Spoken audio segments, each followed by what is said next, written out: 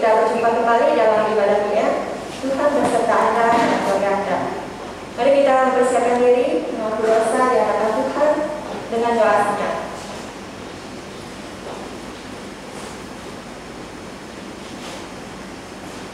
Tuhan berada di kayu suci-Mu.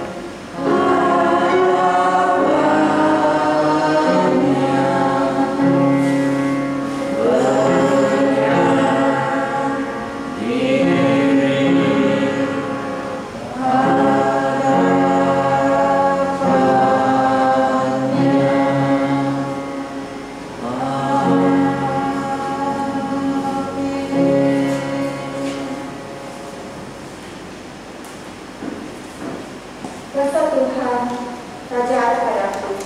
Dia telah memilih aku dan mengutus aku untuk mengkabarkan berita baik kepada orang miskin, untuk memulihkan orang yang hancur hati, untuk menumbuhkan kemerdekaan kepada orang tawanan dan pembebasan kepada orang di dalam penjara. Dia telah mengutus aku untuk mengisytiharkan ketibaan masa bagi Tuhan untuk menyelamatkan umatnya dan mengalahkan musuh-musuh mereka. Dia telah mengutus aku untuk mengkuburkan orang yang berdosa. Sekarang kita menjemput kesucian kembali kita dalam ibadah.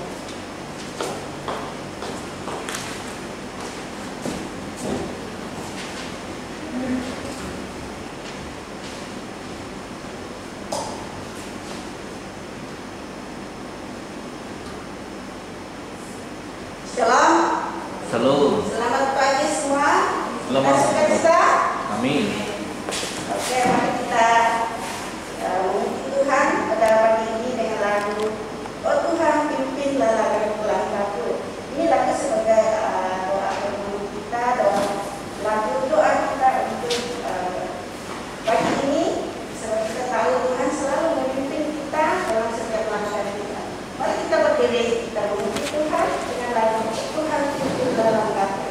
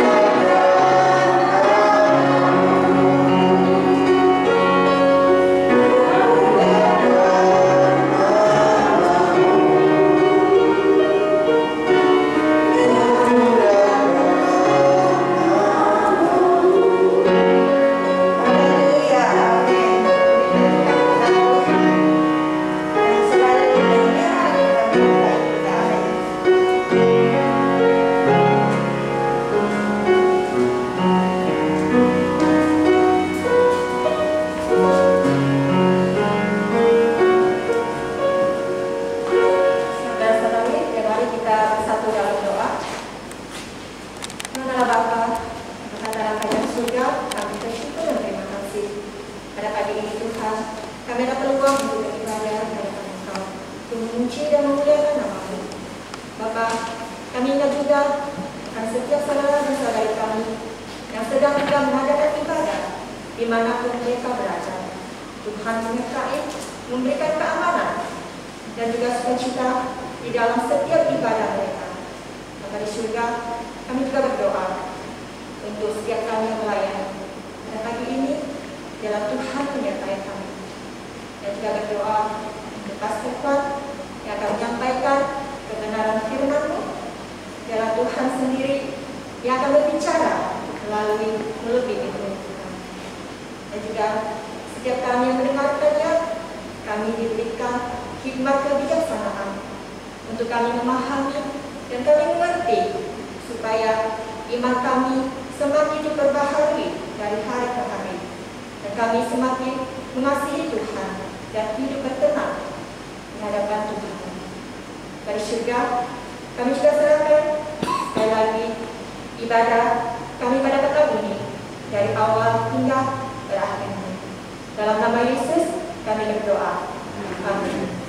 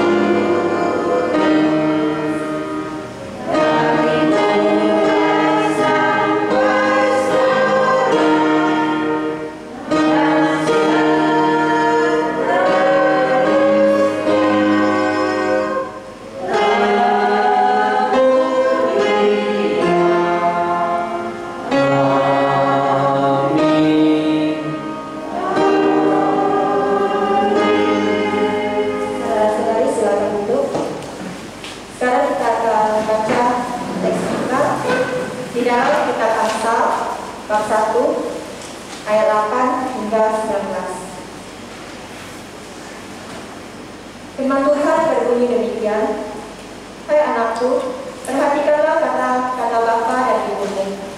Ajaran mereka akan menambah budi pekertimu, seperti hiasan kepala dan kalung mempercantik mukamu. Anakku, jika kamu digoda oleh orang berdosa, jangan ikut pijukan mereka.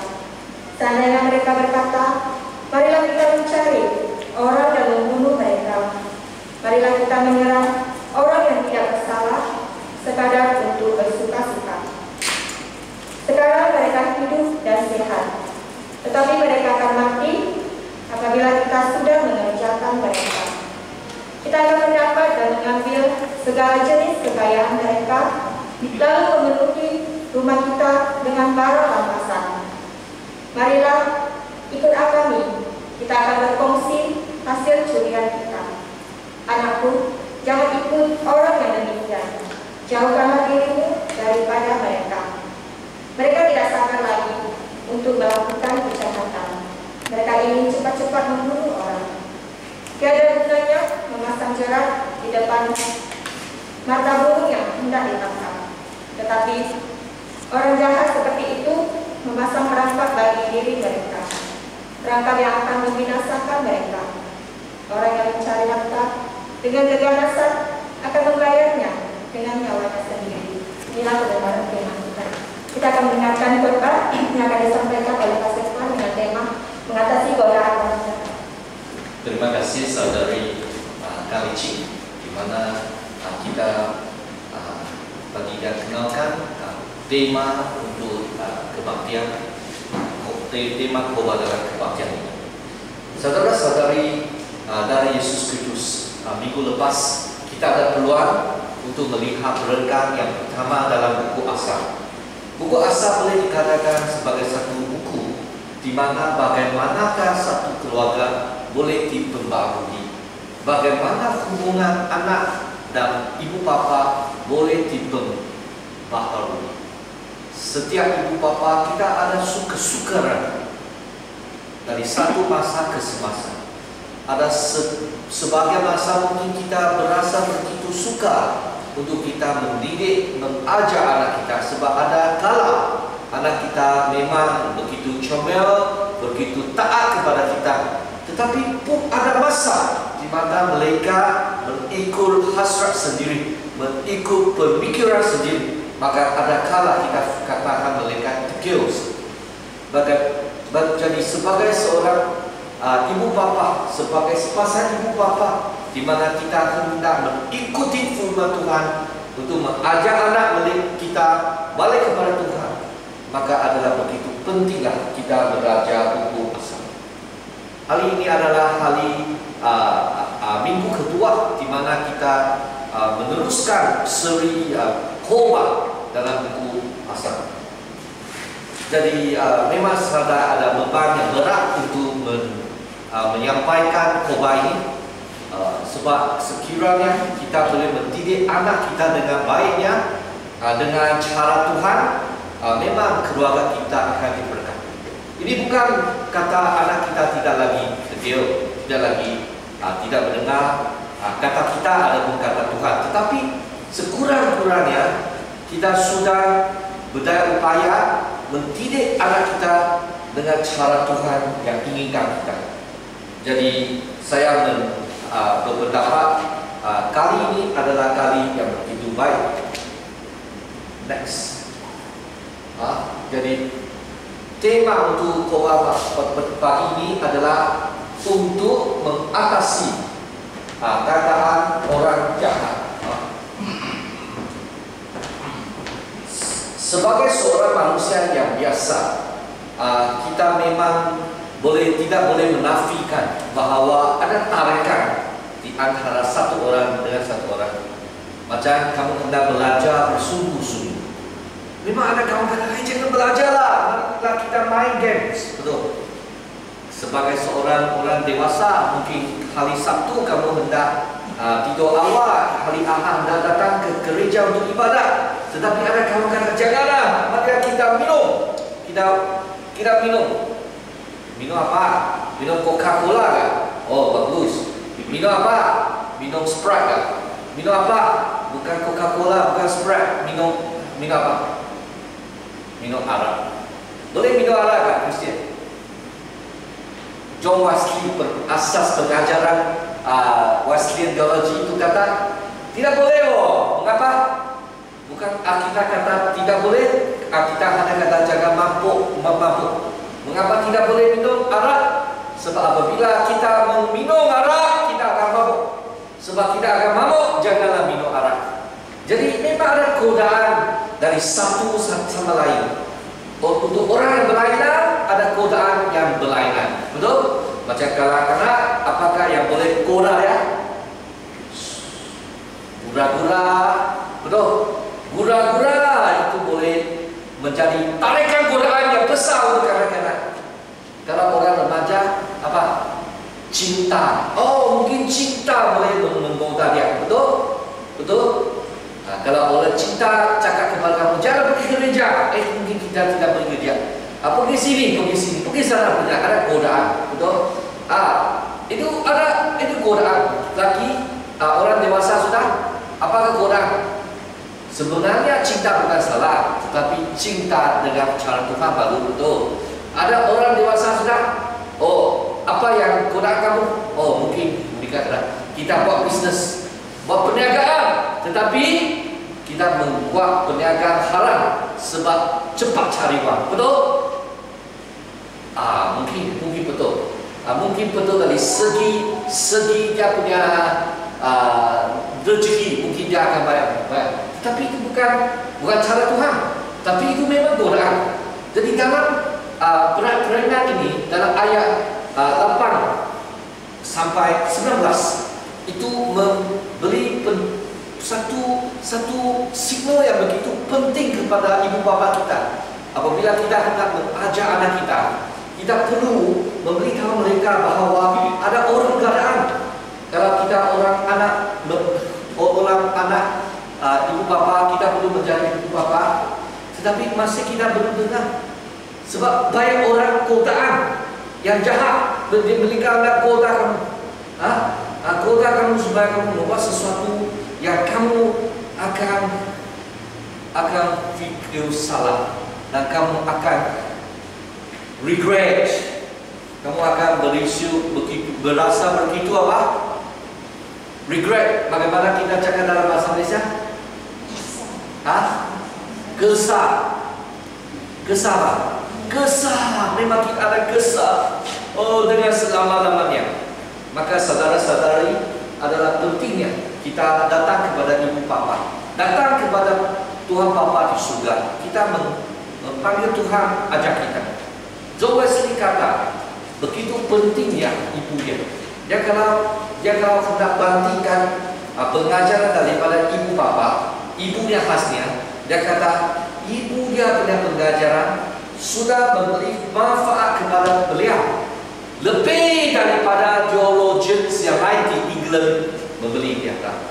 Maksudnya di dalam rumah boleh mempelajari teologi, dalam rumah boleh memperolehi pengetahuan yang betul, di mana mungkin lebih besar manfaat dari apa guru besar kamu di universiti. Undergraduate, postgraduate, semua kamu kalau kira, mungkin ibu di rumah akan membeli manfaat yang besar. Sebagai ibu bapa, walaupun kita mungkin tidak mempelajari besar macam John Wesley punya mama, Susanna Wesley sebenarnya dia tidak pergi universiti, tetapi papa Samuel Wesley, Susanna Wesley itu memang berpengetahuan. Dia ajar anak dia, Susanna Wesley di rumah dia.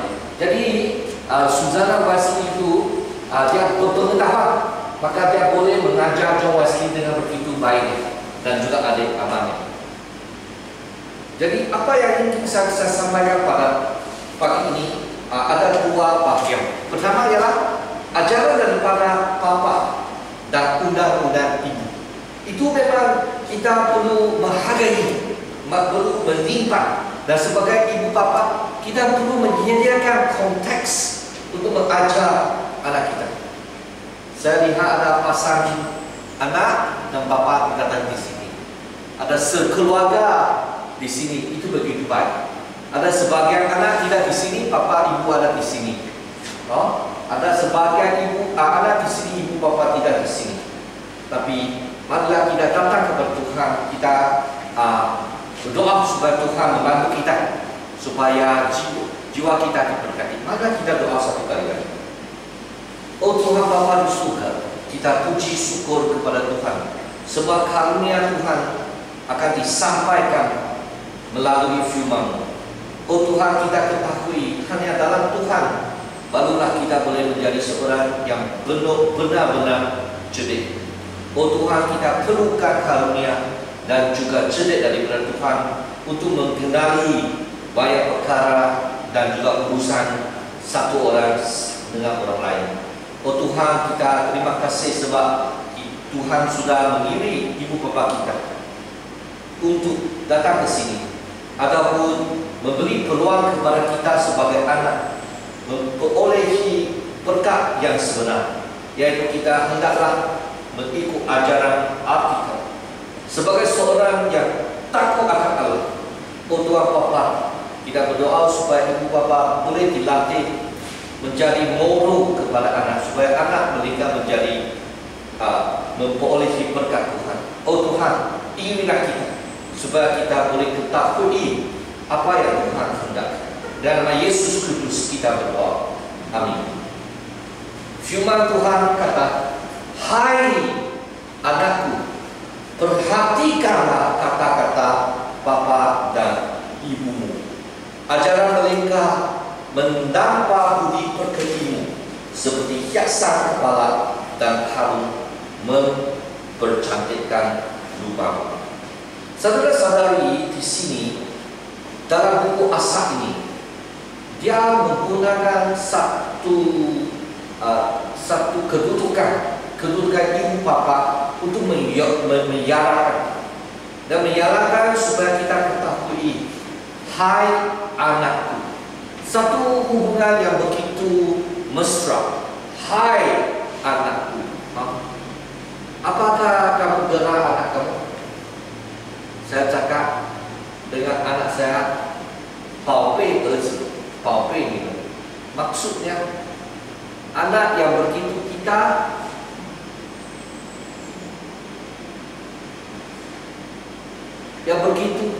kita kasih, dan bukan kasih saja, begitu kita ambil berat, bukan hanya ambil berat saja, seperti begitu kita sayangi.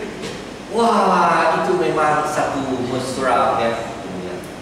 Ada kala anak kita mungkin buat kita marah tuh. Ada tak? Ada tak? Bapak, ada kala lah kak? Ada kala? Ada lah. Bukan semua masa mereka memberi kita. Tetapi sebagai ibu dan bapa, kita mesti ketahui firman Tuhan. Mesti kita ketahui kedudukan kita adalah menjadi model untuk anak kita. Adalah perkara yang kita kata, perangai yang kita ada akan mempengaruhi anak kita. Hai anakku, perhatikanlah kata-kata papa dan ibu. Adakah kalau kamu berfikir, ayah, tadi saya cakap terlalu besar saya suara, tidak bagus perangai saya, ayah, kesal. Adakah? Kita perlu minta maaf kepada anak kita. Sebab sebagai ibu bapa dengan firman Tuhan membangkitkan kita, ada satu keberanian untuk panggil anak kita, perhatikanlah perkataan kita. Perkataan itu bukan saja dari mulut, tetapi perkataan dari jiwa. Saya sentiasa memberitahu anak kepada anak saya. Saya bukan orang mesra. Saya orang dosa besar, kamu orang dosa kecil. Kalau Anda cakap banding dosa, saya besar dosa.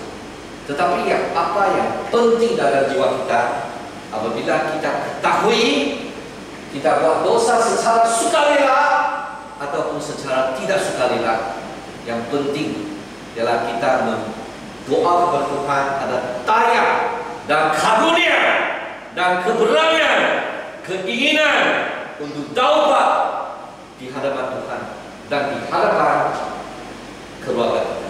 Saya sentiasa mengangkat istri saya begitu penting untuk saya. Sebab saya akan kongsi dengan ibu anak saya, yaitu istri saya. Apakah kelemahan diri? Apakah kelemahan yang saya tidak dapat atasi? Saya beritahu ibu anak istri saya. Sebab kita boleh berdoa, kita boleh menyokong, dan kita boleh bertaubat sesama. Ajaran mereka akan menambah budi pekerti, di mana katakan bahawa kalau kita boleh ada satu model, kita akan berangai. Apa berangai? Tidak mungkin kita akan ada berangai yang mesra. Memang ada kala ibu bapa kita pun marah orang dengan tidak munasabah, lotang orang dengan berasa yang marah. Sepatutnya kita tidak boleh. Kalau kamu marah, saya panggil anak. Kalau nak tumbuk dengan angin. Jangan tumbuk orang, ha? Jangan tumbuk apa? Ha? Jangan tumbuk ada ya. Tumbuk angin tidak ada rasa. Loh, tumbuk. Jadi jangan gembira tumbuk sini. Maksud di sini adalah janganlah kita tumbuk istri, janganlah kita tumbuk anak kita. Kita itu memang ada pengaruh yang negatif. Betul? Boleh tumbuk istri ya? Boleh? Boleh? Tidak boleh. Mungkin kita ada marah satu sama lain, adalah biasalah. Tidak setuju adalah, suara besar sikit adalah, tetapi itu adalah haknya, tidak boleh dulu. Jadi anak kita boleh perhati perangai kita. Anak di antara mereka akan bincang ibu bapa mereka. Ada satu hari, adik cakap dengan kakaknya, kamu cincai tumbuk saya benar. Mungkin adik pun ada cincai tumbuk kakak dia lah. Tapi dia kata, ibu bapa pun ada tumbuh kita lah. Orang tumbuh lah sebenarnya rotan lah, ada buah. Ada kata kepada dia, ibu bapa rotan kita untuk manfaat kita, kami. Kamu tumbuh itu cincai-cincai punya. Kita kata luar lah ya. Luar lah maksudnya cincai-cincai, tidak ada munasabahnya. Saudara-saudari, di hati anak kita ketahui apakah orang kamu. Jadi jikalau kita hendak memberi berkat yang terbesar kepada anak kita mungkin hendak beli pakaian yang sangat cantik, betul? Mungkin kita hendak kasih dah cantik lah, memang bagus. Tetapi tidak ada Alkitab sini kata hiasan kepala dan arah yang akan mempercantikkan rumah mereka adalah dengan jiwa mereka. Padahal kamu nampak ada lelaki yang tidak handsome, ya. Tetapi kamu suka. Mengapa? Sebab dia punya perangai bagus, dia ada mesra. Ada kalau kamu lihat itu perempuan tidak cantik, tetapi kamu suka dia. Mengapa? Sebab dia punya hati cantik, dia punya perangai mesra, macam ada hiasan, macam ada cantik dalam rupanya. Dalam masyarakat Yahudi, memang ibu itu mesti memainkan peranan sebagai seorang guru, bukan hanya dalam pendidikan agama, tetapi juga kehidupan dalam masyarakat.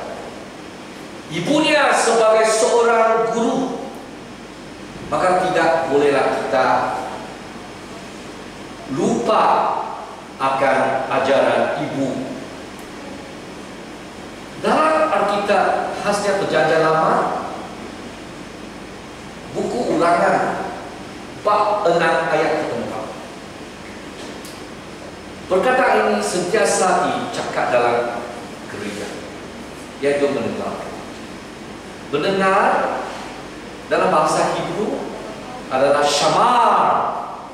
Shamar sama Israel, maksudnya dengarlah orang Israel, dengarlah.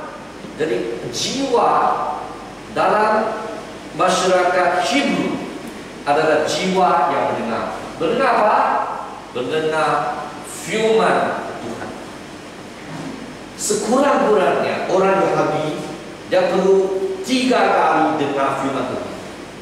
Sampai satu takat dalam buku Ulangan bab 6, di mana sekarang ada satu campaign panggil Deuteronomy 6, Ulangan 6, yaitu kita perlu bincang dengan anak kita apa-apa bincang. Tetapi apa-apa kita bincang, pusatnya ada Yesus Kristus, pusatnya ada firman Tuhan. Adakah anak kita ada susah, ada salah, memang kita hendak doakannya. Tetapi apa yang lebih penting bukan sekadar doa, tetapi kita perlu bawa dia kepada Yesus Kristus, menuntut doa, taubat, dan kesemua ini bukan setakat untuk mengajar dia, tetapi maka kita dari hati yang tulen, hati yang begitu terus kepada Tuhan. Sebagai orang yang mau memperolehi ilmu, kita perlu datang kepada Tuhan dengan mendengar ajaran ibu bapa, dengan berhati, dengan hati yang begitu tumbuh. Di sini kata perhatikan kata bapa ini. Kita perlu mendengar dengan betul. Kita perlu mendengar. Bukan saja mendengar itu kata dengar sini masuk, lagi keluar dari sini. Kita kata dengar. Ada dengar masuk kan? Tidak. Dengar sini datang dari keluar dari sini. Ada maksud kan? Tiada. Bagaimana kita perlu menyediakan hati mereka, telinga mereka, kita sendiri perlu ada satu perangai yang baik. Apabila kamu ada perangai yang baik, itu memang akan serak anak kamu, akan tarik anak kamu, mau dengar apa yang kamu cakap, suka kepada kamu. Papa, Mama, apa kamu cakap? Saya mau dengar. John Wesley, sampai dia orang dewasa sudah, dia akan sentiasa menulis surat untuk mengetahui apakah pendapat daripada ibunya untuk menguruskan pelayanan dia dalam gereja. Dia memang seorang yang berpengaruhi, tapi dia masih mau mendengar ibu dia. Saudara-saudara, di sini dia mahukan ibu dan juga papa menjadi seorang yang memang anak mereka hendak dengar. Ada kala orang ini cakap kita mau dengar, sebab dia punya ayah ada berat, kadang-kadang ada berat. Mengapa? Dia cakap ini, dia buat ini. Ada kala kita ada susah, kita cakap ini, kita buat itu. Kita cakap ini, kita buat itu. Mereka tidak dapat mengikut kita sebab kita tidak ada teladan yang baik. Jadi apabila kita memberi ajaran, mereka akan begitu senyap. Sebab dengan hati yang lembut ada pengaruhnya. Ada kala kita memang salah lah. Kenapa kamu buat sedemikian? Kita dengan suara begitu kuat. Suara kuat bukan maksud dia ada pengaruh yang kuat. Kalau hati yang lembut, suara yang lembut, dengan perangai yang kasih dan sayang, itu pengaruh kuat. Suara lantang, ada guna lah, tapi yang penting adalah gabungannya. Apabila jiwa mereka berubah sebab perkataan yang kamu katakan itu memberi pengaruh kepada dia, maka dia akan menjadi seorang yang cantik. Dia akan diperingatkan untuk menyayangi, mencintai Tuhan dengan sepenuh hati, dengan sepenuh jiwa dan sepenuh daya hidup, menyayangi Tuhan dan juga orang. Jadi di dalam asas di sini dia kata ajaran itu, maksudnya di sini adalah Torah. Torah ini perkataan Tuhan, firman Tuhan, atau Musa atau Torah itu maksudnya bagaimana kalau kita boleh kita hidup, apa ajaran, apa gerakan, apakah orang yang penuh dengan ilmu Tuhan, bagaimana kita ajar. Itu memang berharga.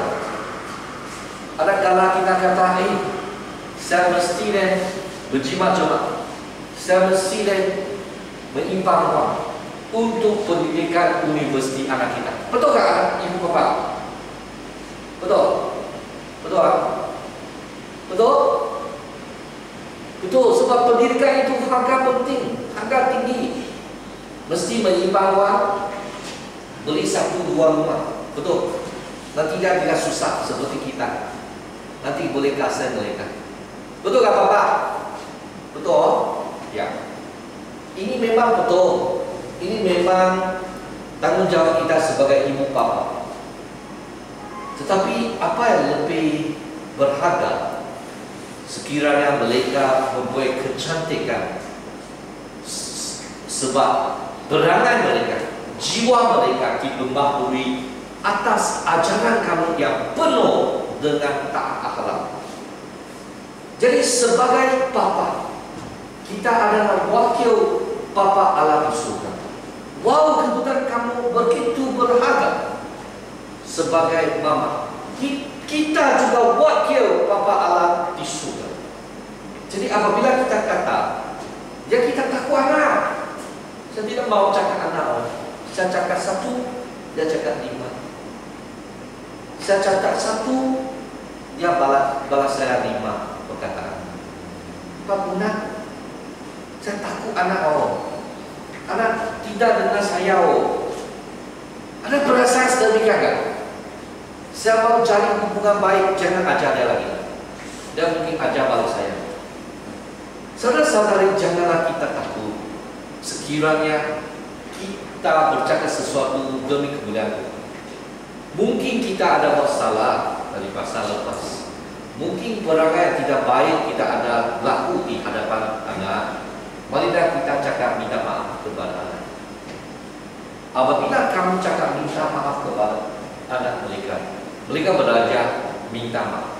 Oh, jangan cakap minta maaf loh, muka ni ada. Muka ni penting loh. Saya punya muka ni pisau. Muka kamu tebal mungkin. Kita perlu cakap minta maaf. Kita perlu cakap minta maaf kepada Tuhan, mencari keampunan Tuhan Bapa Allah. Tetapi kita pun perlu ada ampun daripada anak kita, supaya hubungan itu dikembalikan balik. Kita masih bapa, kita masih ibu, tetapi janganlah kita cakap, wah saya ibu bapa, saya lihai ya. Jangan. Bukan kita buat kita pandai-pandai, tapi kita dengan hati yang tak Tuhan. Kita tahu Tuhan inginkan kita menjadi wakilnya. Dan Alkitab kata, janganlah sebagai anak, janganlah kamu tidak suka ajaran ibu bapa. Dalam Asal bab 3 ayat 11 kepada 12. Saudara-saudari dalam Yesus Kristus, kita patuhi ajaran ajaran bapa, dan kita ketahui hukum ibu. Dan sebagai ini kita perlu ada satu persediaan, dengar. Syamar Israel itu dengar. Itu jiwa masyarakat Hebrew. Mereka mau dengar firman Tuhan. Melalui siapa? Melalui ibu bapa. Bukan mendengar firman itu menunggu hari Sabtu dan hari Ahad. Hari Sabtu ada persekutuan. Kita bahkan berbahasa Melayu sebelum adalah. Tapi saya alu-alukan kedatangan orang remaja datang kepada NYF, Methodist Youth Fellowship, bagi mereka yang fasih dalam bahasa Cina.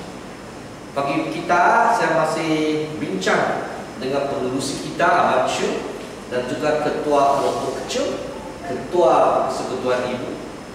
Kita boleh ada kelompok kecil seperti dahulu kala, supaya kita boleh mendengar firman Tuhan. Bukan ini saja, tiap-tiap pagi dari hari Isnin kepada Sabtu kita sampaikan video, tapi masih 1, 2, 3, 4 orang.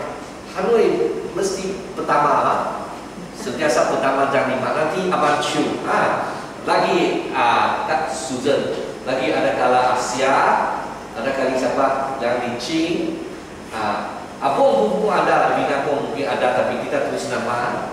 Bila kita tulis nama, untuk mengapa? Bukan untuk tujuk sendiri, pandai-pandai, bukan. Hanya untuk memberi pergerakan.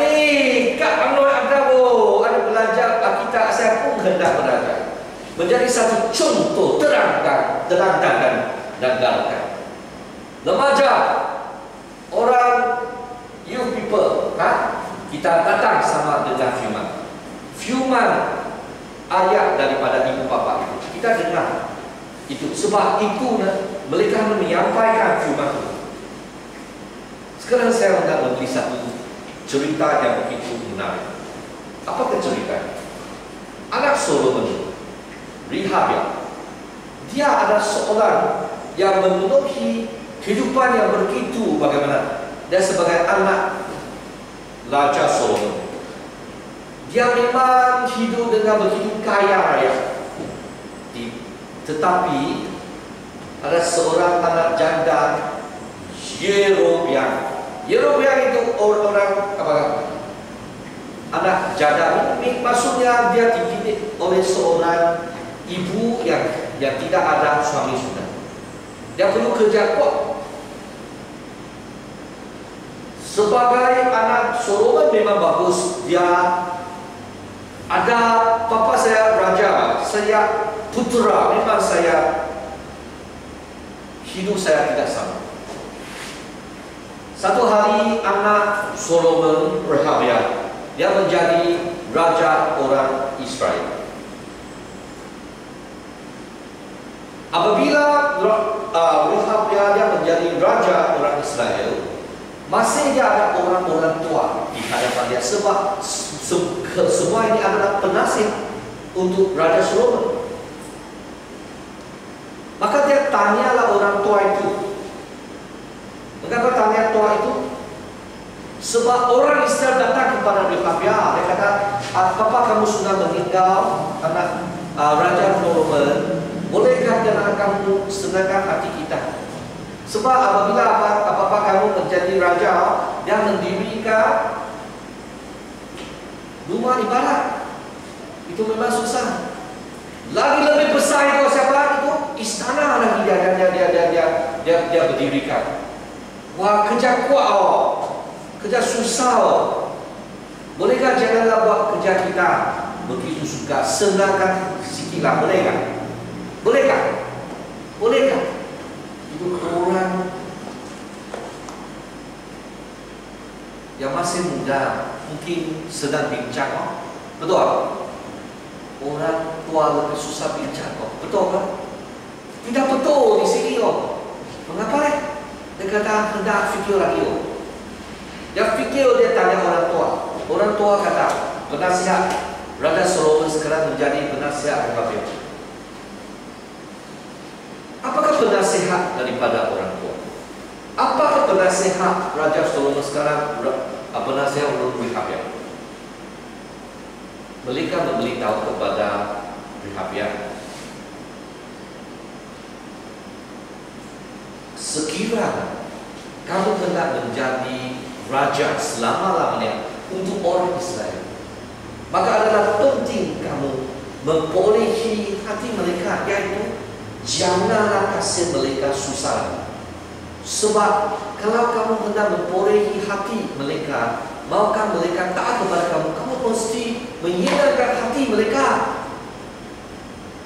Janganlah susah payah bagi mereka. Janganlah kena cukai tinggi kepada mereka. Sebab bapa kamu itu tahun kala memang susahkan mereka. Dalam 40 tahun menjadi raja. Adakah Rehabia dengar orang tua cakap? Tidak dengar. Dia panggil orang muda di hadapannya cakap kepada dia. Dia kata, kalau kamu tidak kena cukai, mana uang untuk main? Mana ada uang lagi di Rehabia? Memang kita kena cukai besar kepada mereka, cukai yang tinggi.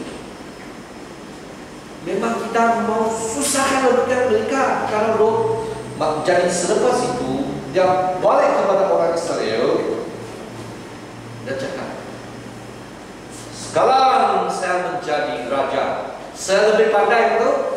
Maksudnya, kalau rotan saya bapak macam ini tipis, saya punya berlipat ganda. Maksudnya saya akan menyusahkan kamu lebih banyak lagi daripada bapa kamu Raja Solomon yang susah untuk kita berhutang. Orang Israel gembira kan? Ini raja baik kan?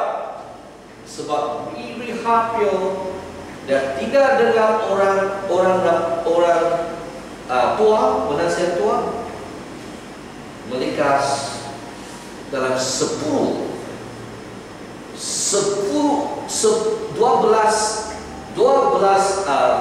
suku mereka, ada 10 suku lari daripada dia.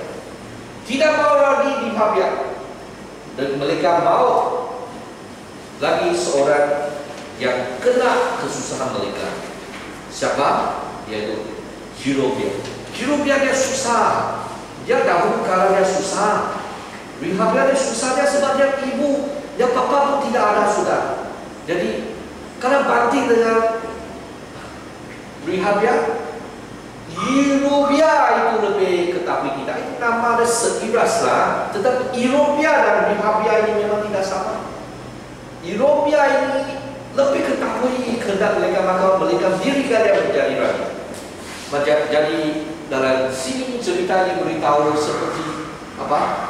10 suku meninggalkan Rehabia dan mereka balik kepada Rehabia. Biar dia hidup dengan susah. Dia tahu orang susah. Dia tahu bagaimana kerja susah, rumah susah, makan susah, pakai baju pun susah, mau jimat sikit wang pun susah. Dia tahu mereka.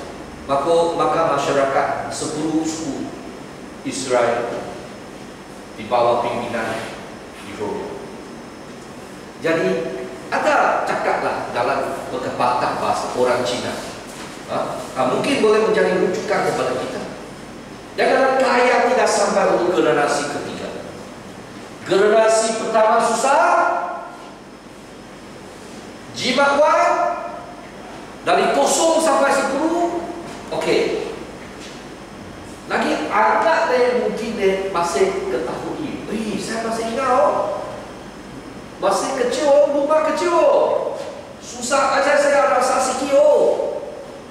Semakin besar, Papa begitu cermat, ibu begitu rajin.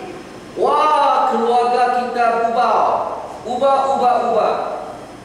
Saya sebagai generasi kedua, saya masih perlu kumpul baik. Apa yang Papa ada? Sampai saya menjadi apa?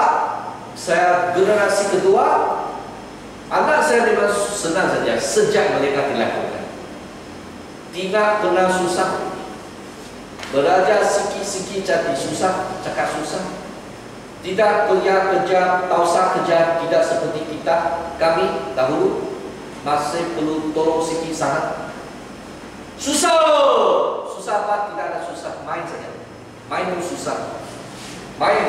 Lagi ada kala generasi ketiga datang senang. Datang kalau senang, pun senang akan dilepaskan. Generasi susah dapat, memang ada angkat begitu kuat. Generasi masih ada ingatan sikit, masih boleh angkat sikit. Generasi ketiga tidak langsung, tidak ada rasa. Maka di sini kita perlu memberi perhatian kepada kita ibu bapa. Kalau kita senang, kita pun beri susah sikit kepada anak, supaya mereka boleh belajar kesusahan. Melalui kesusahan itu, mereka ketahui akan jimat-jimat. Mereka akan tahu bagaimana taat akan Tuhan ke semua kepunyaan kita, sebab kita ada taat kepada Tuhan. Sebab kita taat kepada Tuhan, kita jimat-jimat. Kita kalau kita ada gaji 2.000, kita ketahui kita perlu simpan 500, 600, yang 1.040 kita kasih belanja. Belanja 60%, simpan 40%. Bolehkah? Bolehkah saudara-saudari dari Yesus Kristus? Bolehkah? Tidak boleh. Tidak boleh pun mesti fikir bagaimana boleh. Sebab kita perlu jimat hal ini untuk kesusahan hal itu. Saudara-saudari, mari kita datang kepada Tuhan. Kita memang mau fikir bagaimana kita punya perangai, kita punya contoh boleh mewarisi dari satu generasi ke satu generasi. Seperti itu. Orang yang baru kahwin boleh lihat sejak, rujuk sedikit sejak. Sebelum kahwin, kamu akan ambil album foto. Dalam buku album kamu tulis sedikit barang untuk mewarisi. Boleh kan? Saya mau berdoa untuk pasangan kita taat kepada Tuhan. Saya mau membawa anak saya menjadi seorang yang taat kepada Tuhan. Berdoa, belajar kita sentiasa menjadi saksi Tuhan. Jimat-jimat, berangan baik. Kita tulis dalam album kita. Boleh? Bagi sudah kahwin, kita pun boleh membuat satu tingkat. Bagaimana kita mewarisi kepada anak kita? Ada seorang anak kata, "Abi miss you my father. Mengapa dia miss dia punya bapa? Sebab bapa telah membeli ladang yang begitu baik kepada dia. Yang masih ingat bapa-bapa masih ada. Mereka begitu rajin kerja, mereka begitu taat kepada Tuhan, berkhidmat, berlayani dalam gereja, mengajar kita. Pernah itu memang diingati lebih daripada perkataan kita. Sebab apa yang kamu cakap memang sentiasa kita ingat. Tetapi pernah itu memang sentiasa diingati. Pastor itu sama. Ada kala apabila kita hendak jalan daripada hendak menghabiskan 1 tahun punya pelayanan. Saya masih ingat saya menjadi murid teologi di Taipei Wesley. Murid saya dalam kelas akidah. Saya tidak begitu ingat akan apa yang kamu cakap, tetapi saya tahulah sebagai seorang penginjil apakah perangai yang kita gunakan. Bukan hanya perkataan yang kita kata, tetapi perangai yang kita ada. Saudara-saudari, sebagai satu orang rajanya memang ada satu mahkota, betul? Di sini dia kata mahkota. Mahkota itu apa maksudnya? Dalam ayat ini adalah di mana kita kata kepala, hiasan kepala, hiasan kepala. Hiasan kepala. Nah untuk raja ini hiasan kepalanya. Ada orang yang punya mahkota, ada emas punya lagi. Maksudnya adalah satu hiasan karunia. Di sini selain daripada dia pun beri kasih lintai emas betul, lintai emas. Itu memang satu simbol kemuliaan. Di sini kata apa yang mahkota kita beri kepada anak kita? Apakah talian atau lintai itu emas kata kepada mereka adalah perangai mereka sebab mereka patuh kepada Tuhan. Dengar ajaran kamu. Apakah hadiah kamu hendak sedia untuk anak kamu? Apakah sedia? Mungkin anak kamu hendak birthday saudara. Happy birthday to you. Happy birthday to you. Apakah hadiah kita perlu kasih kepada anak kita? Apakah hadiah yang paling bagus untuk mereka adalah ajaran daripada ibu bapa? Tetapi ajaran itu saya maksudkan dan saya percaya apa yang kita kata adalah jiwa kita pun ikut ajaran kita. Bukan kita mutlak, bukan apa yang kita cakap kita boleh membuat sepenuhnya, tetapi kita punya jiwa memang harap duduk ada sedemikian. Jadi amsal itu memang menjadi firman Tuhan menghiasasi dia punya kepala dan juga dia lipat. Sekiranya kamu mau dengar firman ada cakap dengan daripada ibu bapa ini, memang ini keluarga yang begitu bahagia. Saudara-saudari, saya sekarang hendak memberi satu cerita kepada kamu dalam Alkitab. Di dalam Alkitab kita lihat ada sepasang bapa dan juga anak. Bagaimana mereka mendengar firman Tuhan?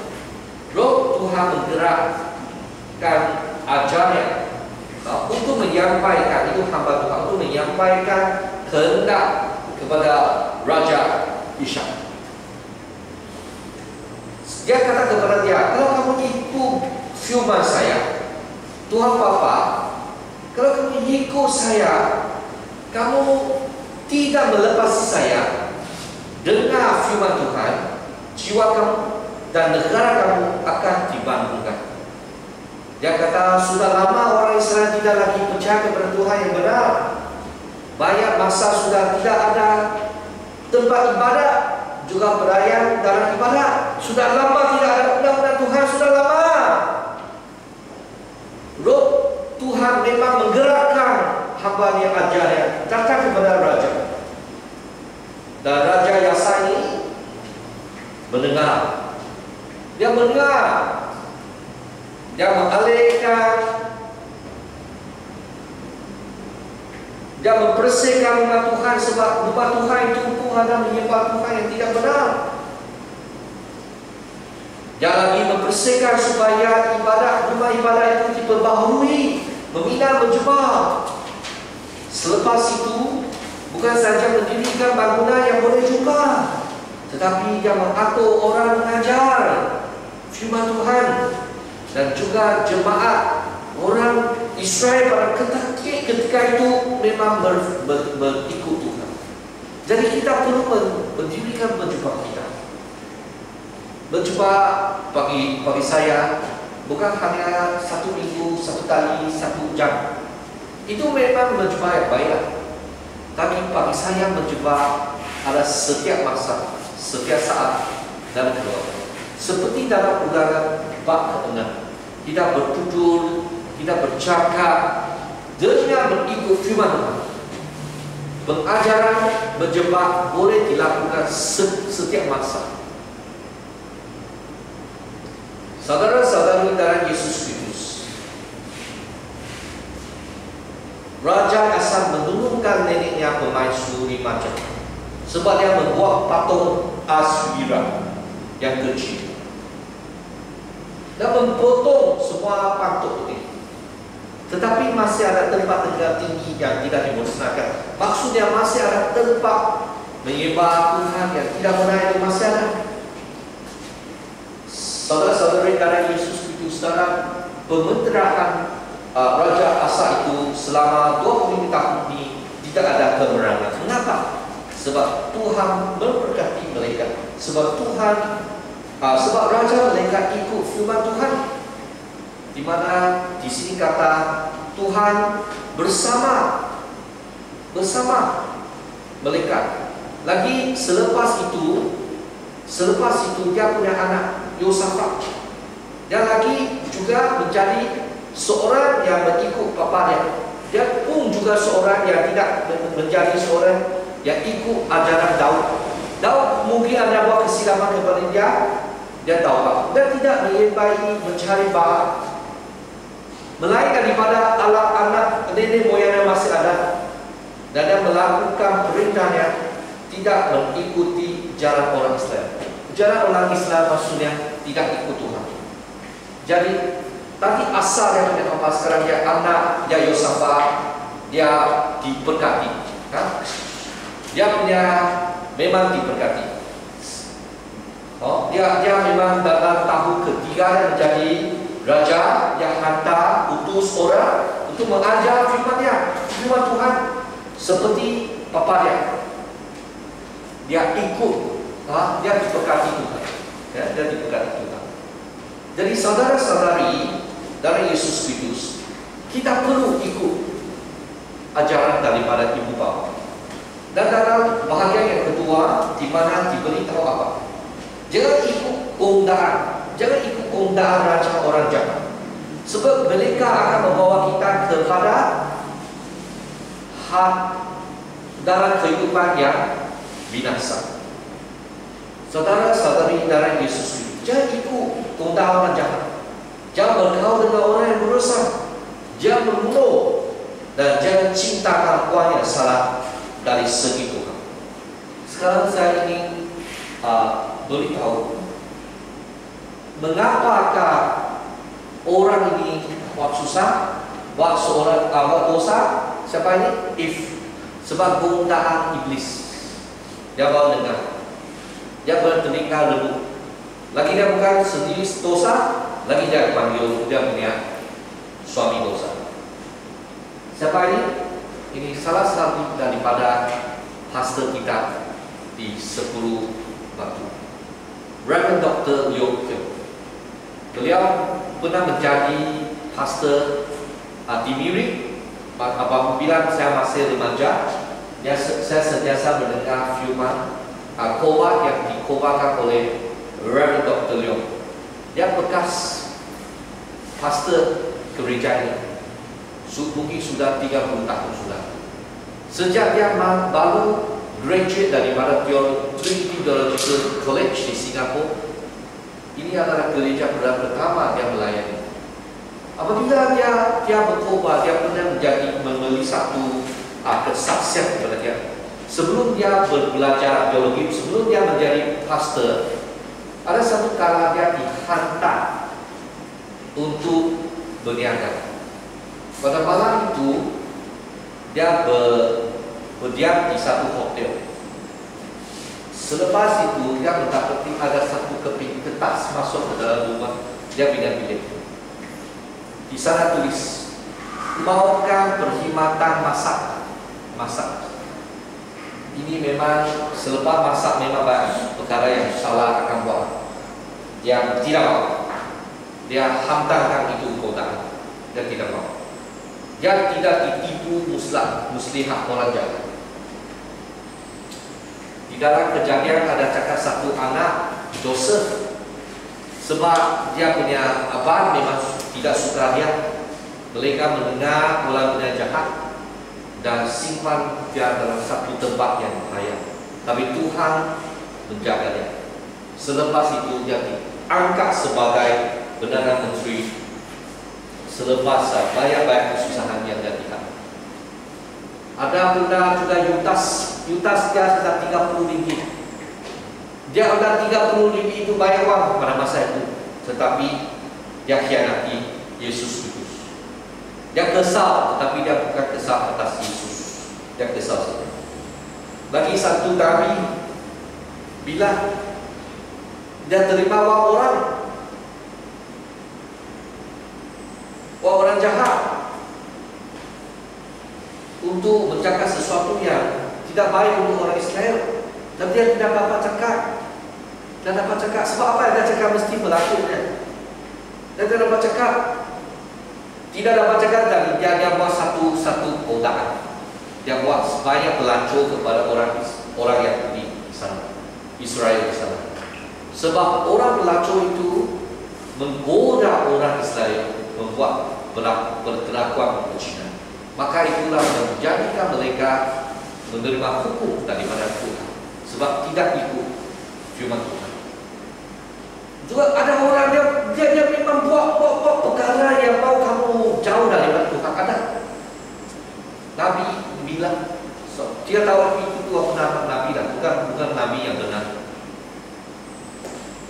Saudara-saudari, dalam MCO ada orang susah lagi pecah rumah untuk mendapatkan hasil. Saudara-saudari, dalam Alkitab dia kata ajaran daripada ibu bapa dan undang ibu ini perlu dengar dan jangan ikut godaan raja orang cakap. Jadi janganlah kita sombong, jangan kita sombong. Kalau kita dengar bapa ibu maksud kamu tidak sombong. Saya mau memperkenalkan seorang yang sombong, yang namanya ialah Nabal. Kamu tahu apa maksud Nabal? Maksud Nabal, dia tahu mengapa papa kasih dia nama itu. Nama Nabal maksudnya si bodoh. Adakah kamu panggil kamu punya anak si bodoh? Dia tahu mengapa dia punya nama si bodoh, Nabal. Tapi nama itu ada satu pekat. Dia ada satu istri yang penuh dengan ilmu dan penuh dengan cerdik. Ada satu kala Raja Daud dah hendak deklarasi untuk jumpa Nabal, mau dapat membelanja wang. Tapi Nabal tidak mau dengar Raja Daud. Raja Daud pun marah. Dia mau membunuh 400 orang. Hendak membunuh mereka. Mau membunuh. Bolehkah sebagai raja kamu tidak gembira kamu bunuh orang? Pun tidak patut. Tapi kebaikan ialah istri Nabal. Dia mencamatkan hubungan mereka, memberi situasi yang amanah di antara mereka.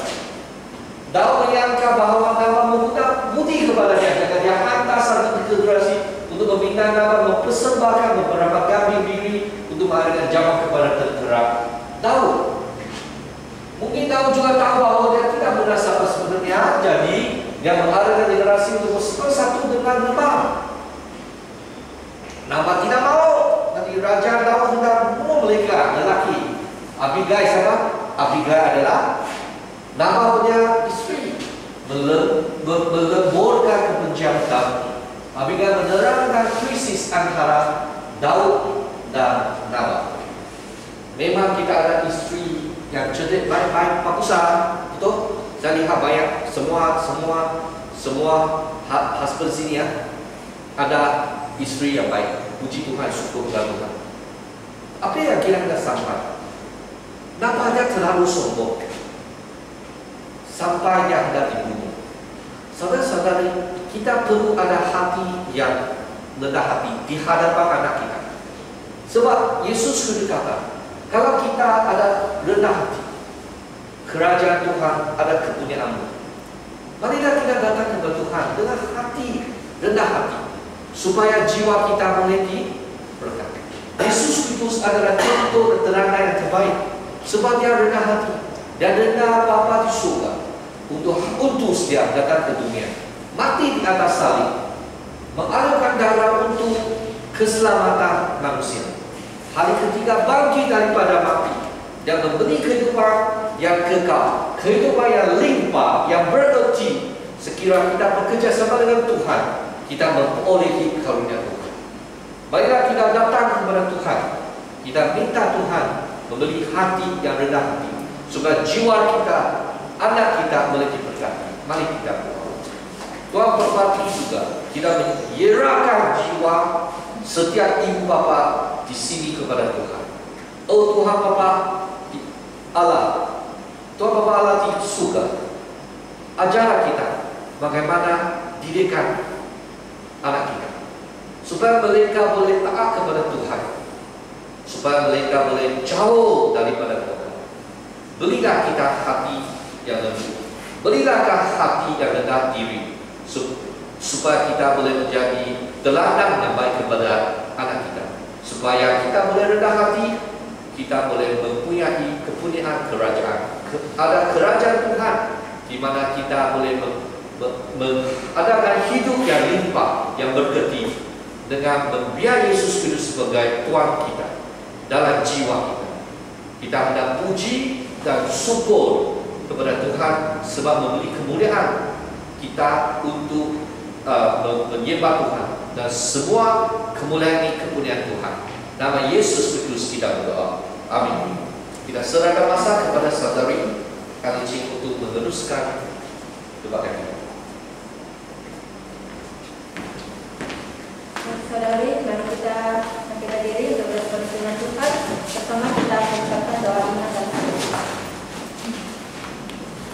Aku percaya kepada Allah, Bapa yang Maha Kuasa, Tuhan dan bumi, dan kepada Yesus Kristus, anaknya yang telah berkandungan, dikatakan dari dosa, lahir dari darah yang menderita sengsara Bapa Tuhan Yesus Kristus, Disalibkan pada hari yang ketiga, berdiri dari Allah, dan naik surga, duduk di sebelah kanan Bapa yang Maha Kuasa, dan dari sana datang Dia untuk memimpin hidup yang mati. Percaya kepada Yesus, percaya pada Yesus Tuhan, bersama Roh Kudus, membangun dosa, kebangkitan Tuhan dan hidup yang kekal. Amin. Sekarang kita akan menjalankan persembahan uang. Kita memberikan persembahan uang dengan sukarela dan sebagai tanda syukur kita kepada Allah Bapa. Mari kita bersama menyanyikan lagu Terima Kasih Tuhan.